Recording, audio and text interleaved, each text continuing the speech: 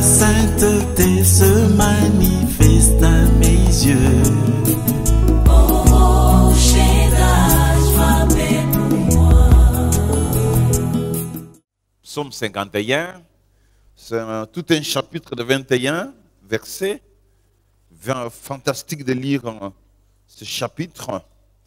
Donc nous lirons, mais je vous demanderai d'aller à la maison, de lire tous les chapitres. Ça va beaucoup vous aider. Nous allons tourner autour de ce chapitre qui nous donne de bonnes informations, de très bonnes informations, et que nous allons lire. Prenons Psaume 51. Du verset 1 est là, au chef des chantres, Psaume de David. Donc c'est un chant que David a chanté. Il a chanté à l'occasion, verset 2, lorsque Nathan le prophète vint à lui, après que David fut allé vers Bathsheba. Ô Dieu, aie pitié de moi dans ta bonté, selon ta grande miséricorde, efface mes transgressions. Lave-moi complètement de mon iniquité et purifie-moi de mon péché.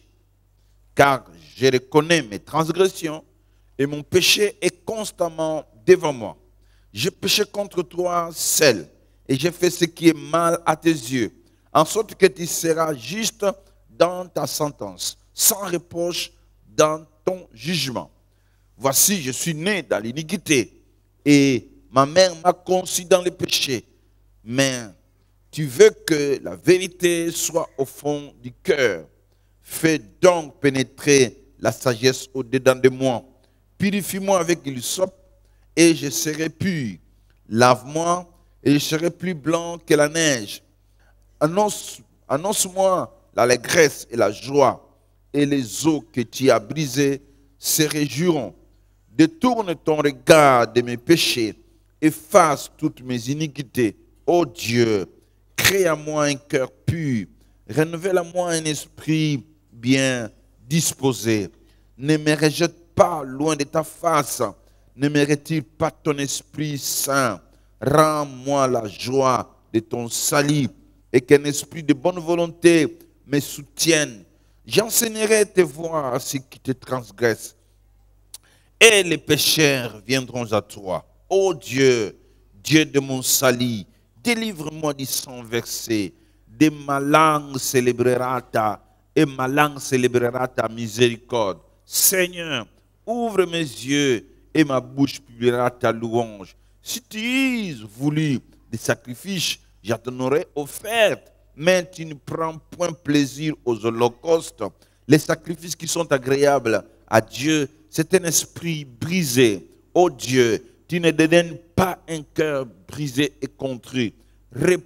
Répands par ta grâce tes bienfaits sur Sion. Bâtis les murs de Jérusalem. Alors tu agréeras des sacrifices de justice, des holocaustes et des victimes tout entières. Alors on offrira des taureaux sur ton autel. Amen. Acclamons la parole de Dieu.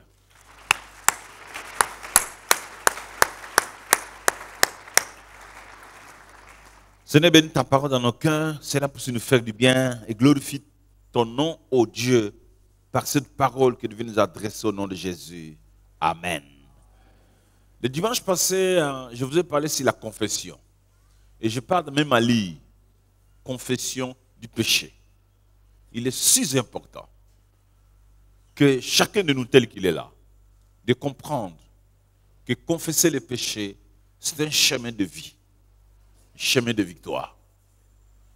Personne parmi nous, je vous dis, si vous voulez avancer, aller loin avec Dieu, ne cache pas les péchés, ne dissimule pas les péchés. Les péchés, c'est dangereux.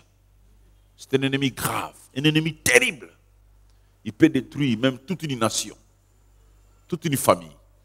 Les péchés peuvent briser un frère, les frères entre eux, les maris, le foyer, l'église, les pasteurs avec les fidèles peuvent se disperser à cause du péché.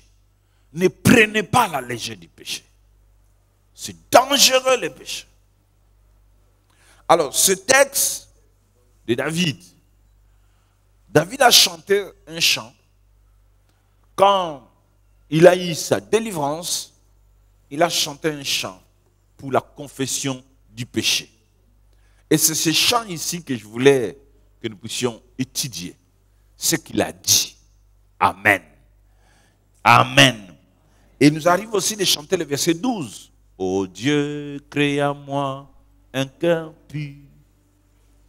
Ô Dieu, crée en moi un cœur pur. Renouvelle un esprit bien disposé.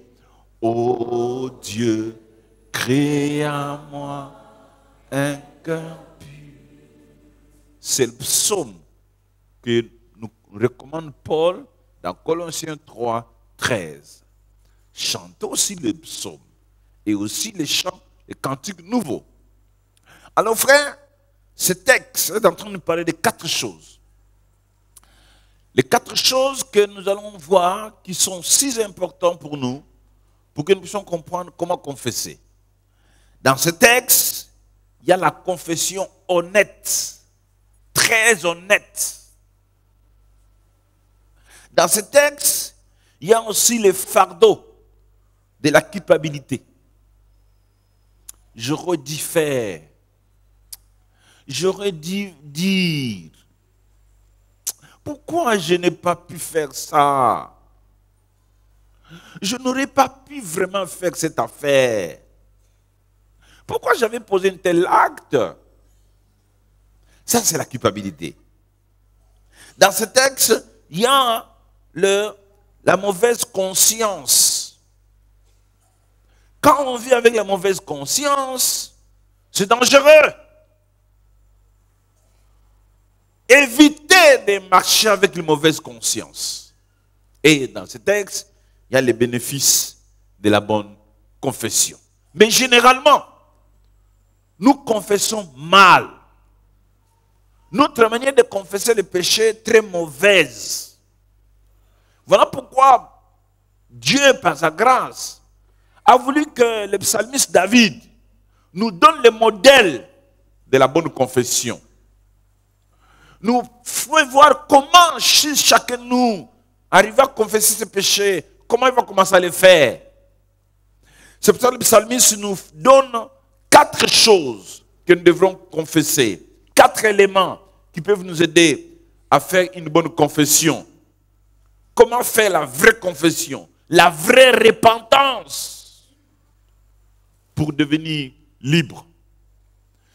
Je vous ai dit le dimanche passé, la confession du péché, c'est réservé aux enfants de Dieu. C'est eux que Dieu appelle qu'ils confessent leurs péchés. La confession du péché, ce n'est pas pour les non-croyants. Ce n'est pas pour les païens. C'est pour les chrétiens. Pour ceux qui ont accepté Jésus dans leur vie étant Seigneur et Sauveur. Dieu les a donné, nous a donné une prière qui s'appelle la confession du péché. Donc un chrétien qui ne sait pas comment se débarrasser du fardeau de la culpabilité, je ne pouvais pas faire ça. Comment suis-je arrivé à poser un tel acte? Je n'aurais pas dit ça. Comment suis-je arrivé à dire de telles choses? Pourquoi suis-je tombé si bas? Si vous ne savez pas comment vous débarrasser de ces sentiments-là, vous n'irez pas loin dans la foi chrétienne. Et la gloire de Dieu ne serait pas en vous. Dieu, par son amour, il donne à chacun de nous, tels que nous sommes là, les possibilités de nous débarrasser de la culpabilité. Et voilà, David a expérimenté ça. Et il veut que nous puissions enlever ces fardeaux dans notre cœur. Il veut que ces fardeaux quittent votre esprit. Ces fardeaux quittent votre marche avec Dieu. Et nous donne les éléments que nous devons utiliser pour confesser, faire une très bonne confession. Si vous voulez que Dieu abandonne toutes les charges du péché que vous portez. Parce que quand on pêche, il y a toutes les charges qu'on porte. Si vous voulez que Dieu abandonne ça, Dieu peut abandonner ça et vous libérer. Voilà ce que vous devrez faire. Première chose à faire. Dans Psaume chapitre 51, ici nous sommes dans le verset 1. Lorsque Nathan, le prophète, vint à lui après que David fit aller vers Bathsheba. Bathsheba, c'était la femme du soldat du roi David, que nous connaissons tous. C'est la mère de Salomon. C'était la femme de Hur, un officier du roi David. Alors, cette femme, nous connaissons l'histoire, elle s'est lavée et David l'a vue se laver. David l'a pris comme femme, vous connaissez l'histoire, ils ont mis au monde un enfant et quand la femme vient lui dire que, écoutez, monsieur, j'ai conçu, il a fait appel à son mari qui était au front pour lui demander d'aller à la maison coucher avec sa femme pour que l'histoire, la dissimulation, voilà, les péchés attirent un péché. Il faut dissimuler la chose, il faut cacher. Et il, comme un soldat fidèle, il ne voulait pas partir. Il dit, mes amis sont au front. Moi, je dois aller coucher avec ma femme à la maison. Je ne peux pas le faire. Et David, quand il a vu que cet homme ne voulait pas obéir, il a enivré. Voilà, les péchés attirent notre péché. Il l'emmène à l'ivresse. Et quand l'homme, malgré son ivresse, ne va pas à la maison, alors David lui donne une lettre. Il dit, va donner ça au général. Et le général va lire. Et le général lit, il a mis l'homme au front, il est mort. L'adultère appelle le maître. Amen. Quelqu'un m'entend? Ça commence par la convoitise. Convoitise, adultère. Adultère, mensonge. Mensonge, maître. Maître, quoi d'autre? Dissimulation, et ainsi de suite. Donc, attention avec les péchés. Un seul péché a une des amis. Amen. Alors, qu'est-ce que David a fait? David a gardé cette affaire dans sa vie pendant une année. Il a souffert avec ses sentiments. Je vais vous dire la première chose à faire, n'acceptez pas de vivre avec une mauvaise conscience. Ça, c'est la première chose à faire. Il a gardé cette affaire pendant une année. Il est mort, l'enfant est mort, et il a pris Bathsheba comme femme à l'infini. Il s'est assis. Il n'y a pas de problème. Mais au fond de lui, il souffrait. Il ne savait pas comment s'en débarrasser. Au fond de lui, il avait des difficultés. Comment s'en débarrasser? J'ai tué quelqu'un. J'ai fait ceci. J'ai fait cela. Comment ça? Il souffrait. Je n'aurais pas dû faire ça. Je ne pouvais pas faire de telles choses. Comment suis-je arrivé? Et Bathsheba aussi l'a collé au pot. Oh, comment moi je dois le faire? Ah, Dieu par son amour, il envoie un prophète qui s'appelle Nathan. Quelqu'un m'entend pour dire amen? Le prophète vient lui dire que tu as mal fait. Et il a accepté son péché. Il a eu la conscience qu'il avait une mauvaise conscience. Dieu l'a pardonné. Donc la première chose à faire dans votre vie, si vous voulez que le péché vous quitte, refuse de vivre avec une mauvaise conscience. Dites avec moi, refuse de vivre avec une mauvaise conscience.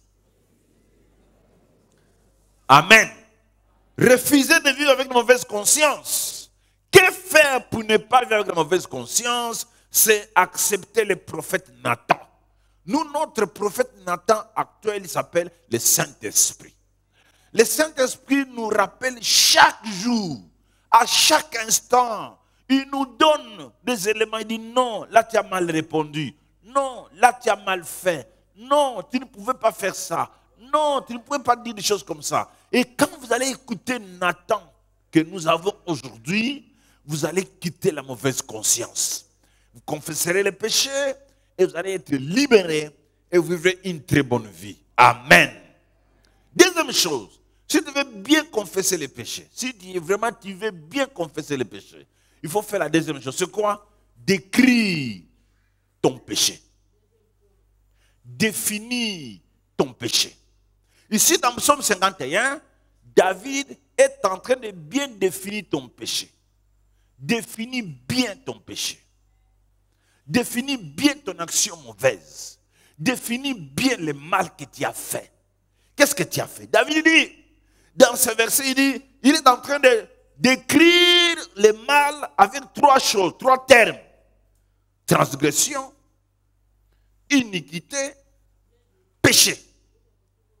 Il dit, Père, écoutez, il dit ceci, oh Dieu, aie pitié de moi dans ta bonté, selon ta grande miséricorde, efface mes transgressions. 2, lave-moi complètement de mon iniquité. 3, purifie-moi de mon péché. 3 choses qui caractérisent le mal. Le mal est défini par ces 3 termes. Transgression, iniquité, péché. Il y a une différence entre transgression, il y a une différence entre iniquité, il y a une différence entre péché. Oui, nous appelons tous ces péchés. C'est mal. Transgression, nous connaissons tous, c'est la rébellion. Quand quelqu'un transgresse, c'est un rebelle. Rébellion contre l'autorité. Rébellion contre la loi établie. Il y a une loi qu'on a mis en place. Tu transgresses la loi. Amen. Il a transgressé quoi? La loi. Il transgresse l'autorité. C'est quelqu'un qui se rebelle à l'autorité. Lorsqu'une personne se rebelle à l'autorité, ça s'appelle mal. Ça s'appelle péché. Et ça détruit. C'est pour ça que si tu veux confesser, il faut que tu saches, ton péché est à quel niveau? Oui, David dit, moi j'ai violé la loi. J'ai violé la loi. J'ai transgressé. Je vis dans la transgression. Il dit, Dieu efface mes transgressions. Dieu efface mes transgressions. Et il ajoute, Seigneur, pas seulement les transgressions, lave-moi complètement de mon iniquité. Iniquité, c'est autre chose. Iniquité, c'est tordre, plier. Quelque chose qu'on a tordu. On peut dire que fracturation, ses os sont fracturés.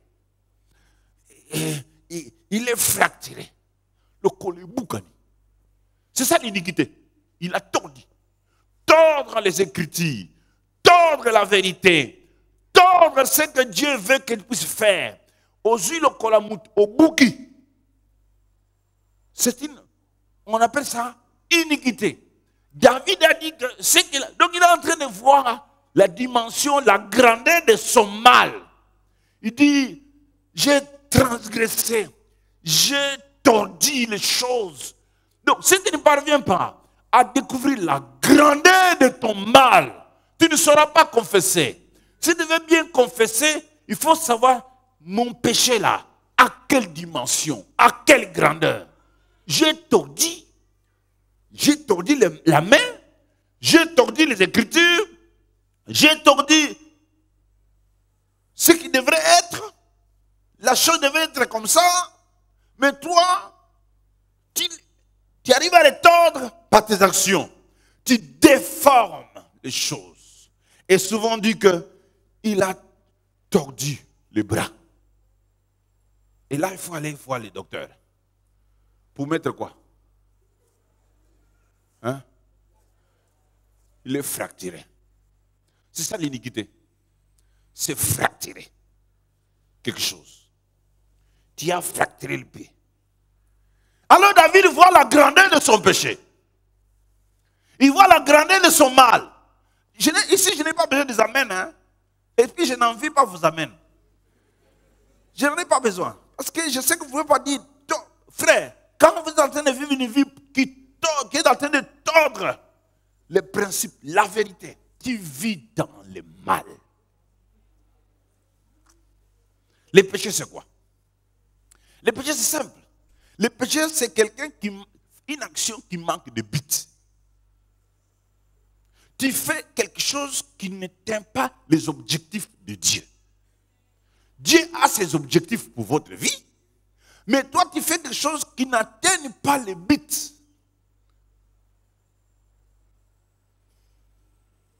David dit, Père, pardonne-moi, je n'ai pas atteint les buts. Il n'était pas devenu roi pour prendre la femme de Ur. À tel point, Dieu lui a dit, David, si tu avais besoin de femmes, j'allais te l'en donner. Pourquoi tu allais prendre la femme de ton serviteur et le tuer? Si tu en avais besoin. Mais j'allais te l'en donner.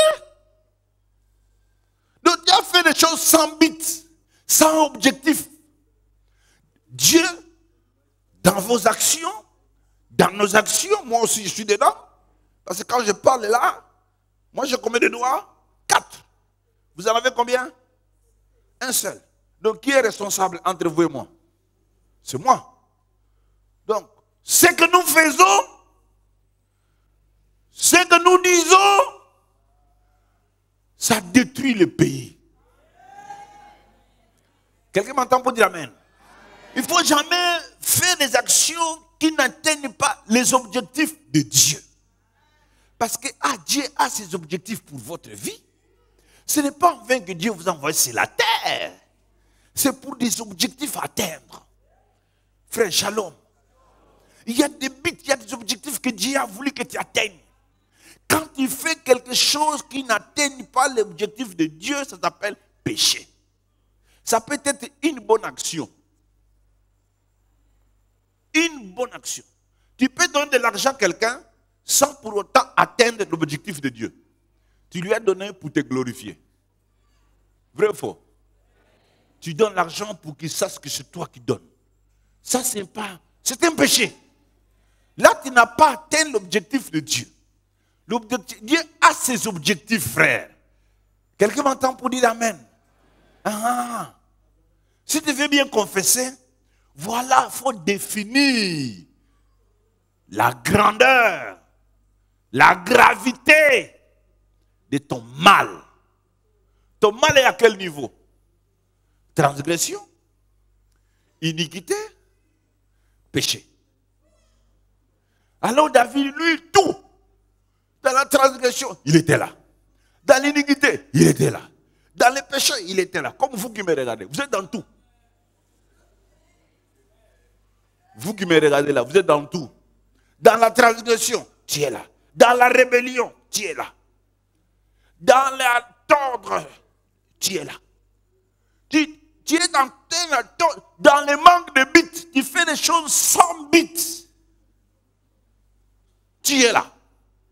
Oh mon Dieu, que Dieu puisse t'aider. David, après avoir vu ça, il dit, c'est très grave. C'est très grave pour moi. C'est très grave de vivre dans la rébellion, frère. C'est très grave de vivre une vie sans but.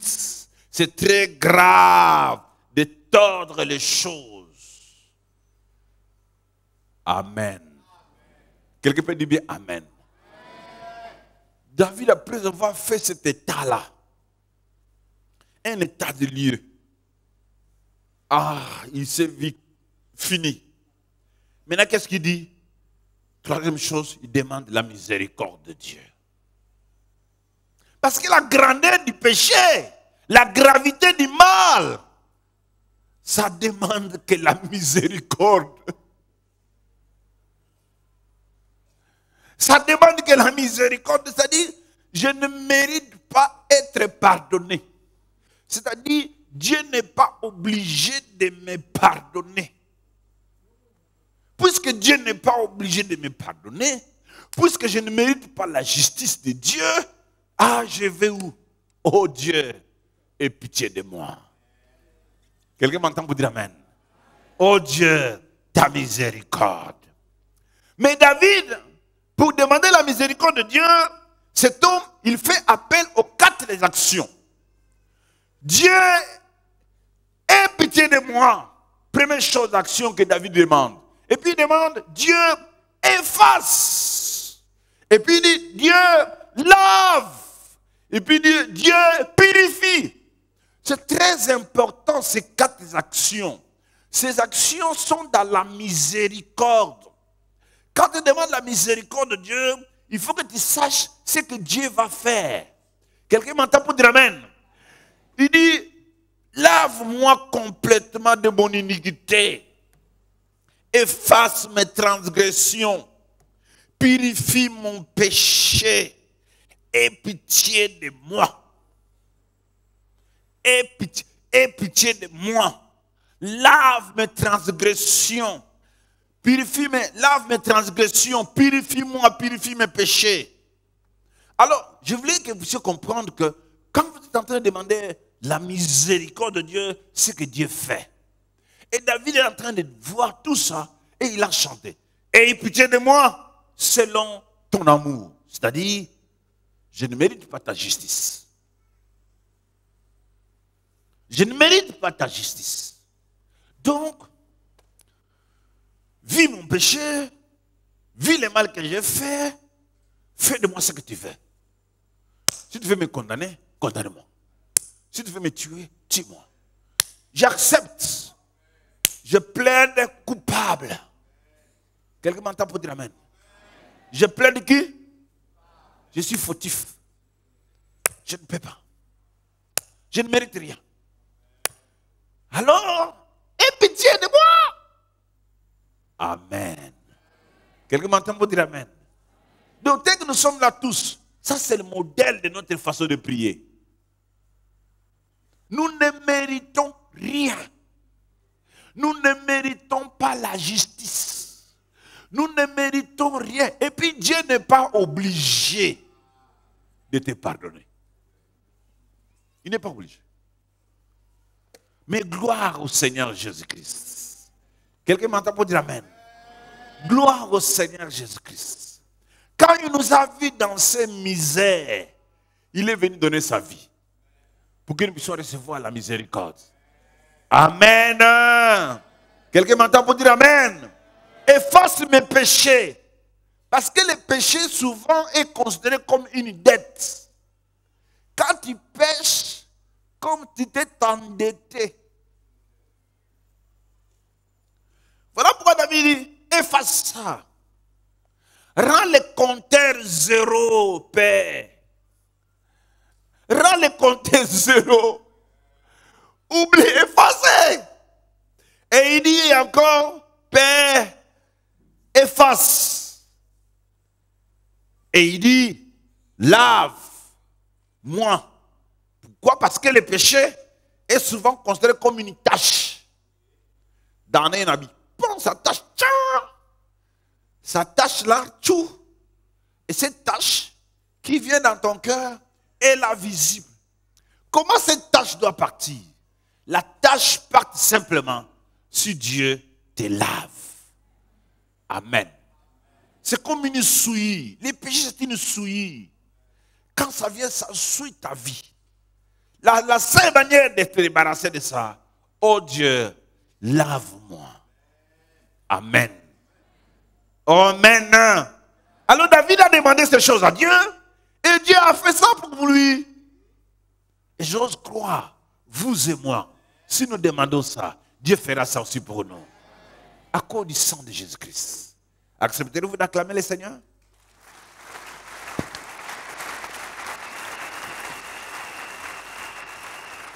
David, le roi David, il a fait ces choses parce qu'il savait qu'il ne méritait pas la justice de Dieu. Il ne méritait pas ça. J'ose croire aussi, vous savez que vous ne méritez pas la justice de Dieu. Vous ne méritez pas que Dieu vous appelle juste. Vous savez. Si vous vous regardez, faites un état de lieu de tes mauvaises actions. Fais l'état de lieu. Tu vas voir comment ça va se passer. Tu comprendras que dans la transgression, tu es là. Dans l'iniquité, tu es là. Dans les péchés, tu es là. Donc, mal profond dans la rébellion. Tu es là. Dans le fait de tordre des choses. Tu es là. Dans les choses sans but. Tu es là. Ah, les gens pensent que, oh non, mais quand tu vis une vie sans but, c'est une mauvaise vie. Amen. Et ces buts qu'on parle ici, ce n'est pas tes objectifs. Hein. Oh, moi j'ai mes objectifs. Je dois me marier. Ah, tu veux te marier, oui. Ok, alors. Et tu veux te marier, c'est le but de Dieu. Non, seulement un homme. Qu'il soit païen, non païen. Un homme. Alors, quatrièmement, ce que nous devions faire pour que nos péchés soient vraiment pardonnés, fait confesser en évitant la défensive. Il ne faut pas te défendre. Il ne faut pas te justifier. On ne se justifie pas. On ne dit pas non. J'ai fait ça parce que cette femme Bathsheba, elle est venue se laver là-bas. Il ne devrait pas être là. Hein? C'est cette femme-là, c'est lui, cette femme-là. Moi j'étais bien là chez moi. Et puis cette femme est venue se laver là. Et puis elle m'a provoqué. C'est cette femme-là qui m'a provoqué. Non, écoutez, moi David, je suis un roi bon. Je ne peux pas faire des choses comme ça. C'est cette femme-là qui a commencé les choses. Pourquoi elle est venue se laver? Mais à l'époque, mais se laver, c'est... Toi, David, quand tu l'as vu, tu as fait quoi? Oh non, mais qu'est-ce que je pouvais faire? Parce que je l'avais vu, bon, voilà pourquoi aussi je suis parti. David n'a pas fait ça. Amen.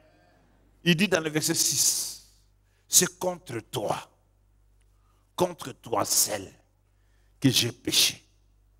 J'ai fait ce qui est mal à tes yeux. Amen. Contre qui? Contre toi. Je ne me défends pas. Il y a des frères parmi nous qui veulent se défendre, qui sont dans la défensive. Ils disent non, ici, je dois quand même me justifier. J'ai fait du mal, mais je me justifie. Je l'ai fait parce que si lui n'a pas, moi je ne pouvais pas. Ça, ce n'est pas chrétien. Un chrétien doit écouter la voix de Nathan. Quand le prophète Nathan parle, il écoute et il confesse. Quelqu'un m'entend pour dire amen? Un chrétien doit écouter la voix du prophète Nathan. Et le prophète Nathan est encore là. Il est en train de parler chaque jour. Acclame le Seigneur. Yeah.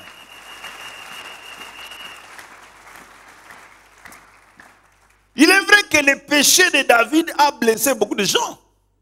Beaucoup de gens ont été blessés. Excusez-moi. Beaucoup de gens ont été blessés. La famille de Bathsheba a dit quoi? Bon, on ne sait pas ce que la famille de Bathsheba a dit.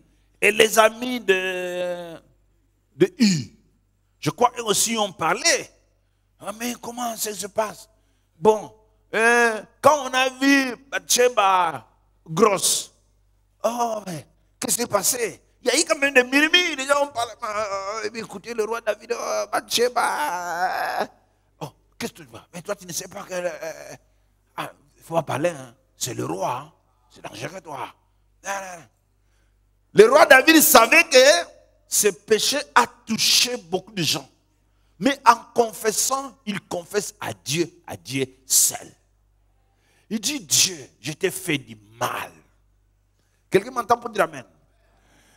Il est très important dans la vie que tu saches dans ton péché qui souffre plus entre les humains et Dieu. C'est Dieu. Dieu souffre tellement de nos actions mauvaises. Il souffre tellement. Pourquoi Dieu souffre?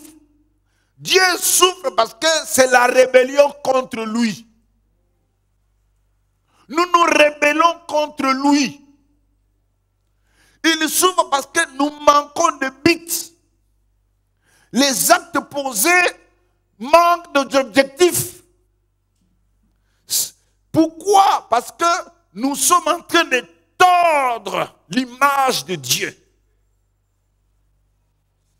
Nous portons l'image de Dieu en nous et nous sommes en train de les tordre.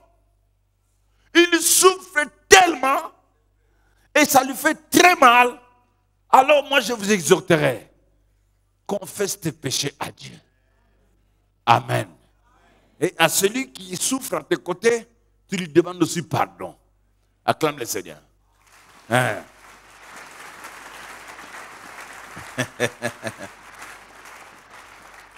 Voudrez-vous être purifié? Voudrez-vous être lavé? Voudrez vivre une vie bonne, une bonne vie? Voilà le chemin. Moi, je le fais. Moi aussi, je confesse. Vous aussi, confessez. Quelqu'un m'entend pour dire Amen? Dieu souffre. Son image a été tordue, brisée. Parce que Dieu a mis son image en vous, en moi. Et quand je vis une vie de péché comme ça, quand nous vivons une vie de péché comme ça, c'est son image qui est tordue en nous. Frère, vous êtes là pour dire Amen. Bon, merci. Que Dieu vous bénisse. Vous le dites ou pas? L'essentiel que vous écoutez le message. Amen. La cinquième chose à faire pour bien confesser, c'est fixer les regards à l'hysope. Fixer les regards à l'hysope. L'hysope que David est en train d'évoquer ici, c'est une petite plante. Une plante qui servait de l'éponge. Voilà, j'ai mis ça à l'écran là. C'est ça l'hysope. Une plante qui servait de l'éponge. On prenait ça, cette plante-là, on mettait ça dans le sang de l'animal sacrifié et on faisait l'aspersion. Il y a des gens aujourd'hui qui sont encore dans l'aspersion de l'eau et de quoi d'autre? C'est l'hysope. Les sacrificateurs de l'époque, quand vous venez avec votre animal, on le tue. L'hysope, cette plante, il utilisait ça pour prendre le sang qui est dans le sang de l'animal pour l'asperger. C'est comme une éponge. Alors David dit, lave-moi avec l'hysope, purifie-moi, verset 9, purifie-moi avec l'hysope et je serai pur. Lave-moi et je serai plus blanc que la neige.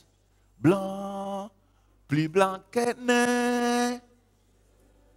Blanc, plus blanc que... Lavez-moi le sang de l'agneau. Je serai plus blanc que l'âne.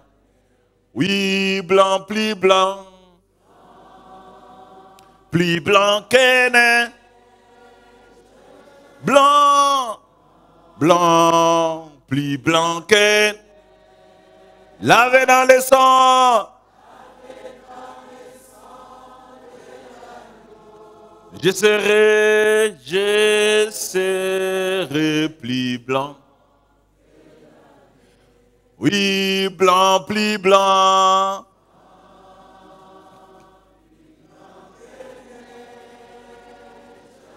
Blanc, blanc. Lavé dans le sang. Sang de l'agneau.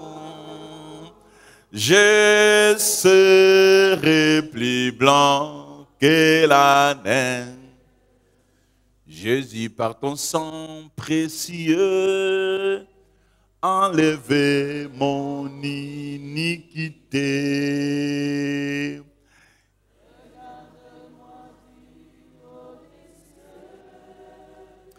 Dis-moi que tu m'as pardonné. Amen. L'hysope, c'est une plante qui existe aujourd'hui. Le chercheur, il dit que c'est une plante qui guérit. Dans cette plante, il y a des vertus de guérison. Ça guérit la gorge, l'angine, tout ce qui touche l'oreille. L'hysope, c'est une plante qui apporte la guérison dans tous ces domaines-là.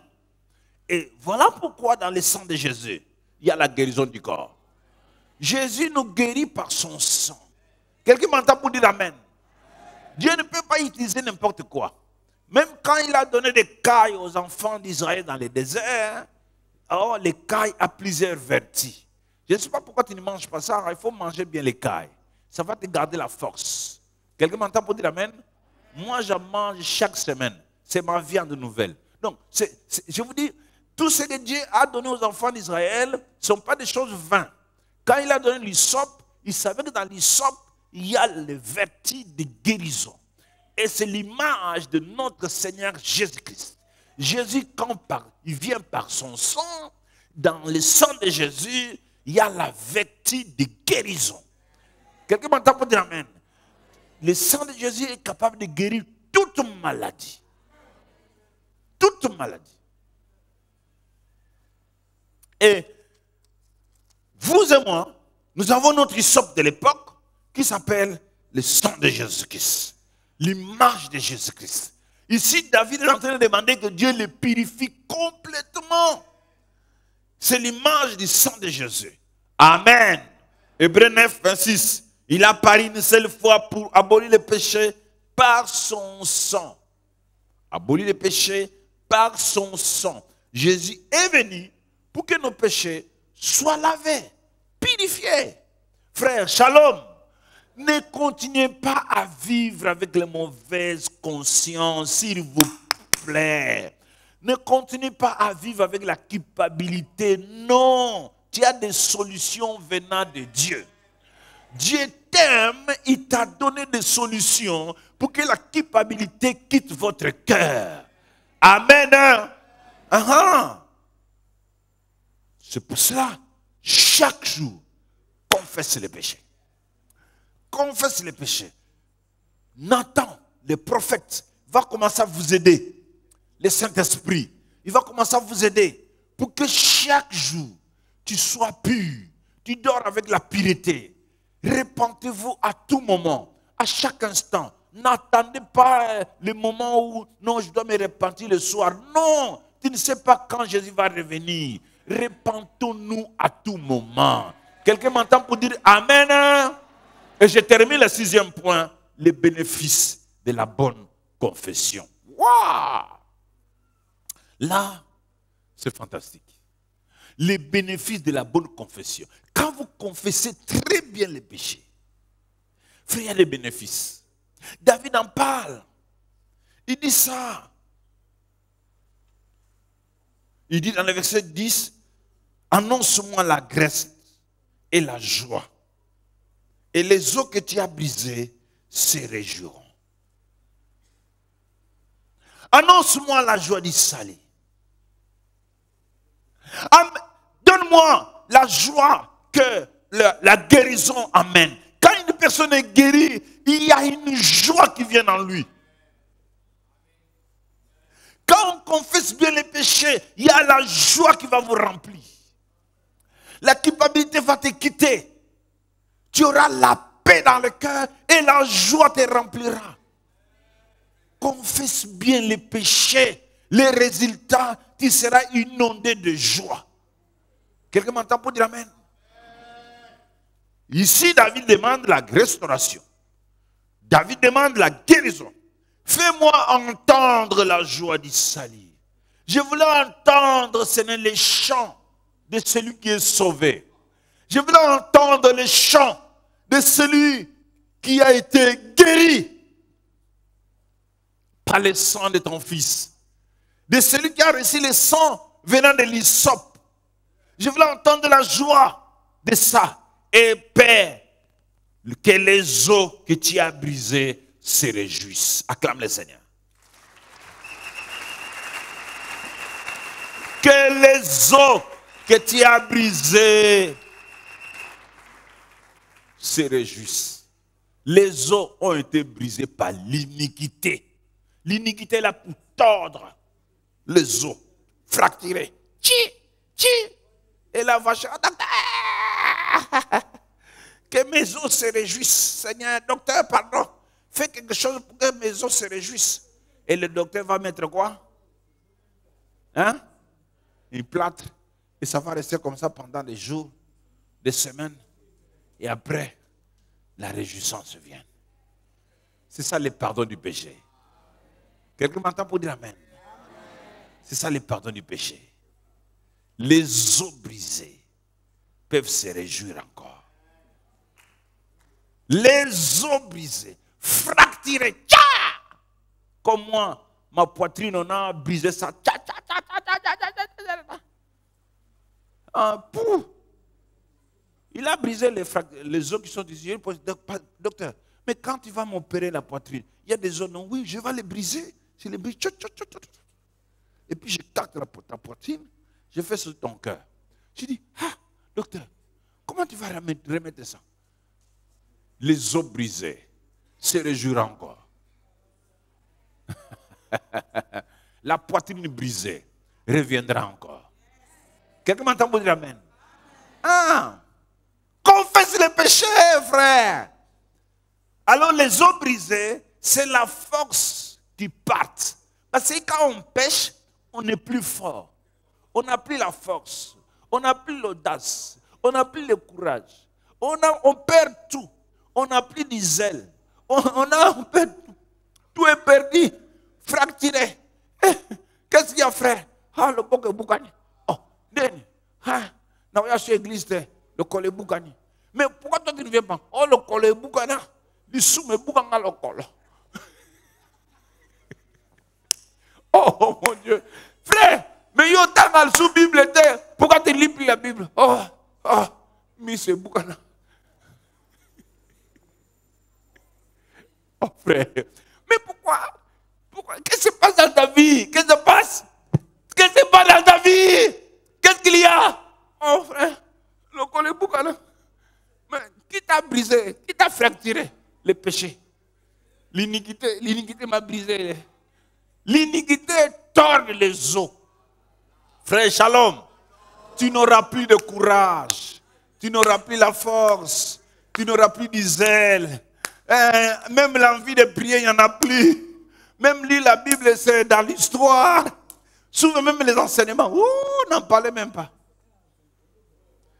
Tous ces communiqués, m'asseoir, vous donne ici, venez sur les enseignements, c'est dans les oreilles des os brisés. Quand les os sont brisés, ils n'entendent plus rien. Oh mon Dieu. Docteur, venez que les os se réjouissent. Alléluia. Le pardon du péché amène la joie dans les os. Les bénéfices, les os vont se réjouir. Quelqu'un m'entend pour dire amen? David a fait l'échange de sa joie contre la joie de l'adultère. La joie de Dieu, tu compares ça avec la joie de l'adultère? L'adultère apporte la joie. Hein? Vrai ou faux? Oui. Oh oui. Il y a aussi la joie dans l'impudicité. Vrai ou faux? Il y en a non? Oh, comment ça? Quand toi tu fais l'impudicité, tu ne sens pas la joie. Quand tu prends la bière là, tu ne sens pas la joie. Il y a la joie dans la bière. Mais quel type de joie? Les os brisés. Les os brisés. Quand les os étaient brisés par la bière, les os brisés par la cigarette, les os brisés par l'impudicité, les fraudes, les os sont brisés par le mal. Tu ne sentiras pas la joie du salut. Tu ne sentiras pas la joie de la guérison. Tu ne sentiras pas la joie du pardon du péché. Tu ne sentiras pas la joie de la vie éternelle. La vie éternelle est joyeuse. Hein? Ça remplit de joie. Mais toi, tu n'en as plus. Parce que l'alcool a brisé quoi? Les os. L'iniquité. David dit, oh Dieu, je veux en voir la joie du salut. La joie du salut. La joie du salut. Frère, je veux que tu puisses trouver la joie dans les bontés de Dieu. Trouve la joie dans la prière. Trouve la joie dans les jeûnes et prières. Trouve la joie dans les retraites. Trouve la joie dans la vie avec Dieu. Quelqu'un m'entend pour dire Amen? Dieu restaure mes os brisés. Dieu, que mes os brisés soient restaurés. L'iniquité m'a fracturé les os. Oh, l'iniquité a brisé les os. Quelle souffrance morale. Quand on vit avec la culpabilité, moralement on souffre. J'aurais pu faire ça. Oh. Pourquoi j'ai dit de telles choses? David, toute une année, avec Bathsheba. Mais la joie est partie. Dieu vous guérira. Quelqu'un m'entend pour dire Amen? Dieu veut vous guérir. Amen.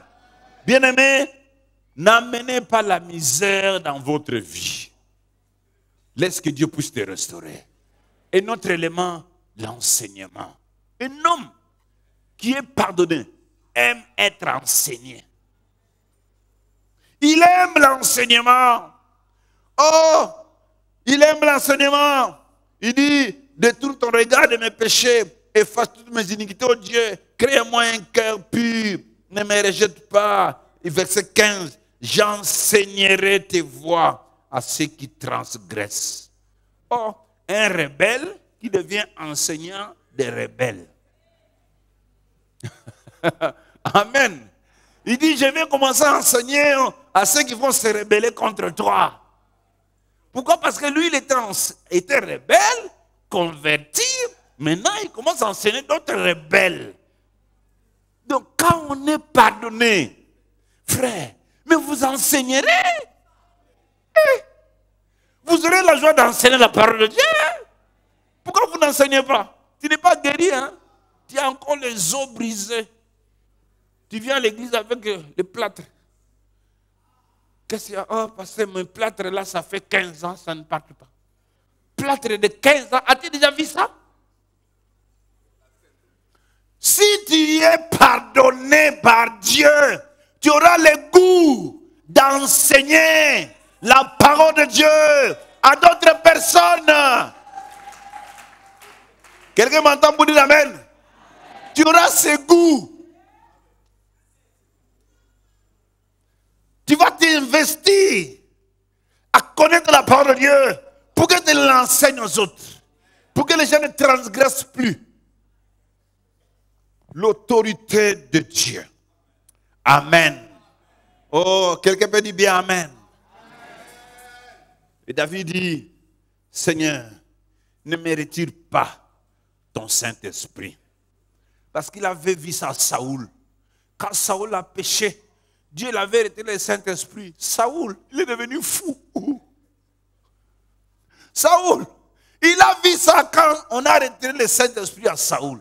Il dit, Père, s'il vous plaît, j'ai vu ça comment Saoul a souffert sans le Saint-Esprit. Mais moi, s'il vous plaît, ne me retire pas ton Saint-Esprit. S'il vous plaît, remplis-moi de ton esprit. Je ne vais pas finir comme Saoul. Père, s'il vous plaît, je ne veux pas que ma vie finisse comme Saoul. Oh Dieu, crée en moi un cœur pur. Oh Dieu.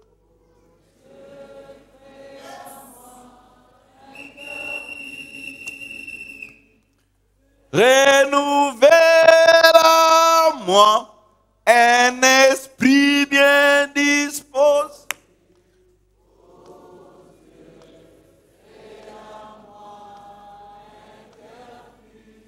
Oh Dieu.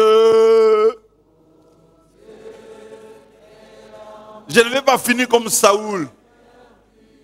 Oh Dieu.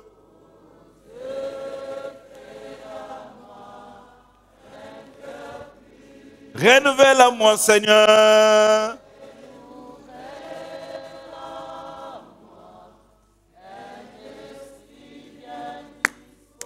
Oh, montre Dieu.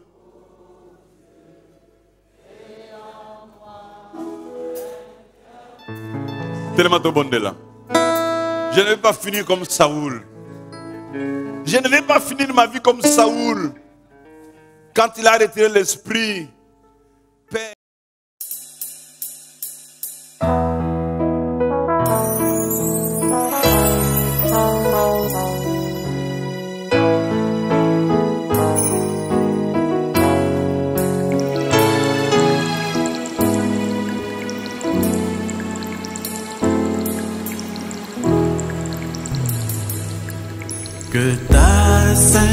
sainteté se manifeste à mes yeux. Oh, Shaddai, sois paix pour moi. Laisse ta gloire descendre des cieux. Que l'eau de grâce coule sur moi. Rassemblés Devant ta majesté. Nous attendons que l'on jaillisse. oh, ta présence Ta présence et ta lumière apparaît. cherchant ta sainteté. Rassemblés